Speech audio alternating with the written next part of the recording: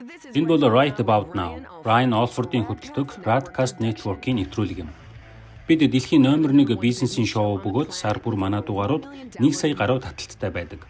Мөн сүүлийн 6 жилийн турш өөрсдийн 400 гаруй дугаараар дамжуулан бизнесүүдийн талаар ил тод мэдээлж ирсэн.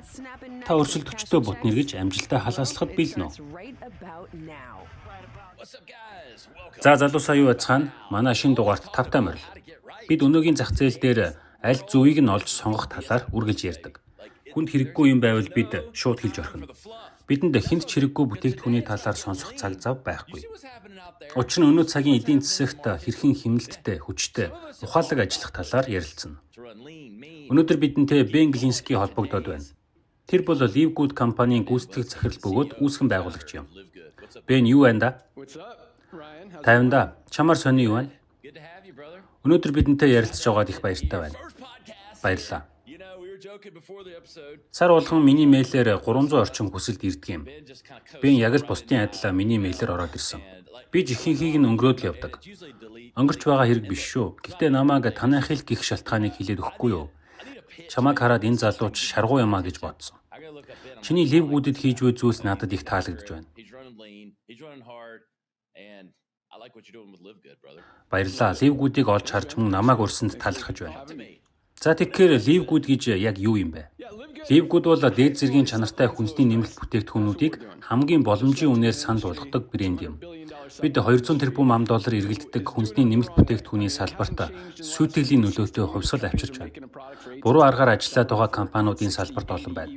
Сүүлийн 50-60 жил ерөөсөө өөрчлөгдөөгүй энэ компаниуд бүтээгдэхүүнээ $8-10 үйлдвэрлээд $60-100 зарж байна.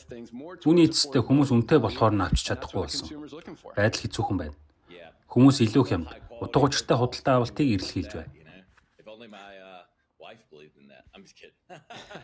Бич бас өндөр чанартай, хямд үнэтэй зүйлд дуртай. Хин дургуцх вэ дээ. Хэрвээ эхнэр минь ч гэсэн ийм зарчимтай байсан бол за нэргээ шүү. Үндэ манай гэр бүлд хамгийн их үрэлгэн нь би л дээ. Гэхдээ үн цэнийг мэдэрдэг хүн шүү би. Одоо үед лин буюу ашигтай цомхон бизнес байгуулахад юу хэрэгтэй вэ? Энэ бол үнэхээр чухал асуулт. Ихэнх шинэ бизнес эрхлэгчид энэ талаар огт боддоггүй юм. Бүгд гүйцэтгэх захирал, санхүү хариуцсан захирал, үйл ажиллагаа хариуцсан захиралтай зэрэг том бүтцтэй байж ижил амжилтанд хүрнэ гэж боддог. Харин бид жилд $100 сая борлуулалт хийж байгаач эдгээр албан тушаалуудаас манад хинж цалин авдаггүй. Би өөрөө CEO, гэхдээ цалин авдаггүй. Манай хамгийн өндөр цалинтай ажилтан бол агуулгын менежер Ли. Тэр бүх бараа цагтаа түгээгдэж байгаа эсхийг хариуцдаг юм. Нөгөөх нь бол манай хэрэглэгчийн үйлчлэгээ хариуцсан Мишель. Тэр үнэхээр мундаг. Бүх хэрэглэгчдэд хурдан хугацаанд хариу өгдөг. Хэрвээ тогтмол зардлаа бага байлгаж чадвал ашигын маржин нэмэгддэг. Гэтэл олон компани өөрсдийн орлогоосоо давсан зардалтайгаар ажиллаж байгаа нь надад үнэхээр сонин санагддаг юм. Жишээ нь Super Beats гэдэг компани байна. Нэр хүндтэй гайгүй бүтээгдэхүүнтэй. Гэхдээ нэг бүтээгдэхүүн нь $40. Бас органикч биш. Харин манай Super Reds бол органик. Илүү олон найрлагатай бөгөөд чанартай. Үнэ нь $20 гаруй. Хүмүүс манайхыг сонгоод өмнөх $40 авдаг бүтээгдэхүүнээ ахиж сонгохгүй. Бид салбарыг ингэж өөрчилж байна. Сонирхолтой зүйл гэвэл ямар ч компани зардлаа хэмнээд бидэнтэй өрсөлдөж чадахгүй байна. Тэд бага ашгаар яаж үйл ажиллагаагаа явуулах юм бэ гэдэл шантарцгаадаг. Тэгэхээр компаниа зөв зохицуулж хэмнэлттэй байж чадвал жинхэнэ давуу талыг олж харна. On a product, they're like, how are we going to pay our bills? And so if you can figure out how to cut that overhead, get lean, you're going to have a huge advantage.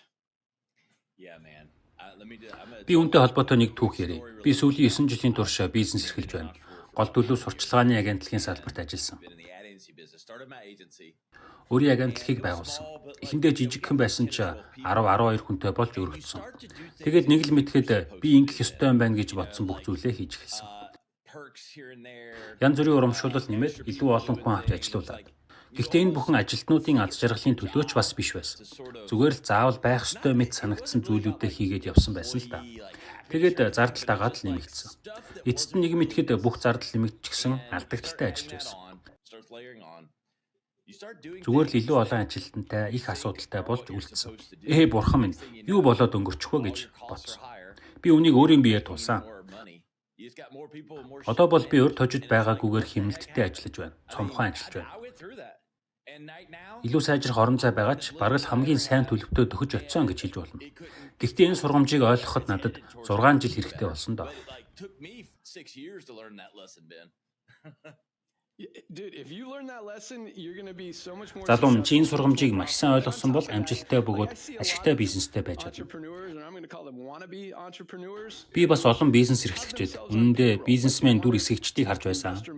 Тэд өөрсдийгөө шууд цалинтай болгочихдог. Хөрөнгө оруулагчдаас мөнгийг нь аваад өөрсдийгөө цалинжуулаад компани эрсдлийг өөрөөсөө зайлуулдаг. Ингэж байж компани эхлүүлнэ гэж боддог л доо. Миний бодлоор энэ бол бизнес эрхлэгч болох хамгийн буруу хандлага. Учир нь энтерпренeur байх гол утга учир нь эрсдэлээр тогтдог. Эрсдэл байхгүй бол өгөөжж байхгүй. Миний бодлоор компани гүйцэтгэх захирал эзэн нь өөрөө өндөр цалин аваад сууж байж таарахгүй. Хэрвээ чи мөнгө олохыг хүсэж байвал бизнесээ амжилттай болгох. Ажилчдынхаа цалин өгөөд бүх төлбөрүүдээ хийсний дараа сар бүр үлдсэн мөнгө бол чиний орлого. Тэр л чиний цалин байх ёстой. Энэ арга бас хэмнэлттэй ажиллахад ч тус болно. Хэрвээ чи бусдад дэмий их мөнгө үрж зарж байвал өөрт чинь юу ч үлдэхгүй. Тэгэхээр тэр илүү зардлуудыг хасаарай. Тэгж чадвал илүү ашиг өөрт чинь ирнэ. Тийм ээ, яг үнэн. Одоо бидэнд үүнийг хэрэгжүүлэх боломж хэрэгслүүд байгаа. Хүмүүс хиймэл оюуны талаар гомдолдогч бидний өдөр тутмын хэрэглээ болчихлоо шүү дээ.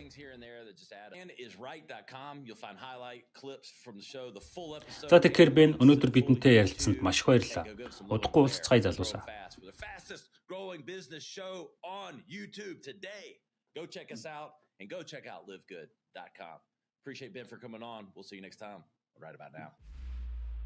This has been Right About Now with